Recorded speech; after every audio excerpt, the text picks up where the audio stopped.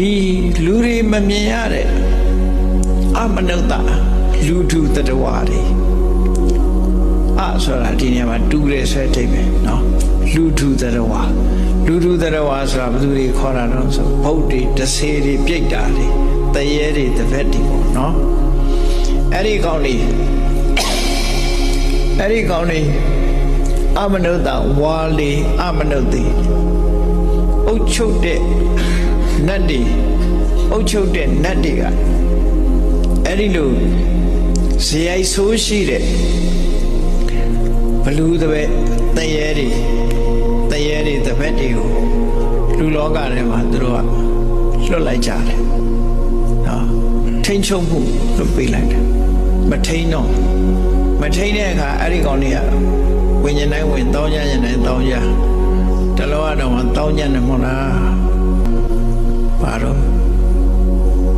မြောင်းမြမျိုးငါမှာနော်ကျောင်းတစ်ကျောင်းမှာတရားဝင်ပူးနေတယ်ဆိုတာအဲ့ဒီလိုအမျိုးတွေတောင်းကြမှုတွေများလာမှာပဲနောက်ကြလို့ရှိရင်နော်အဲ့ဒါလို့သူတို့လွတ်လိုက်လို့တောင်းချမ်းကုန်လို့လူတွေတေးကုန်တလောကလည်းမြင်လားကလေးတွေတရားမှုတွေဆိုသတ်ဖြစ်တယ်လို့တောင်းရမှုတွေကလောကကြီးမှာကိုမသိတာတွေလည်းရှိနေဦးမှာပဲဒါတွေကနော်အဲ့ဒီမှာစာထဲမှာဘယ်လိုဆိုတော့ဆိုရက်ခါဝါလီအမနုဿေဩတ္တသန္တိရက်ခါ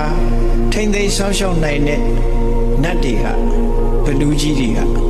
နော်ခါတိုင်းဆိုအုပ်ဆုပ်ထားတာဝါလီအမနုဿေအတော်ကိုလက်ရဲဆဲရဲရှိတဲ့တရေတပည့်တွေကိုဩတ္တသန္တိလူလောကမှာလွတ်ထားလိုက်ကြတယ်မထိန်တော့ဘူးမတော်ရဘူးလို့ဘာလို့ထိန်ချုပ်မှုမရှိဘူးအတ္တနာရိယတုတ်ဆိုတာဟောထားတဲ့ထဲမှာကြည့်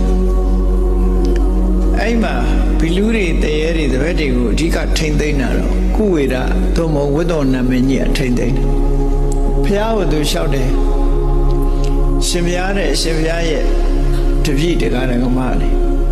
အလုံးဖရာတရားသံဃာရဏသမကိုယ်ဝဲစိကတဲ့ပုဂ္ဂိုလ်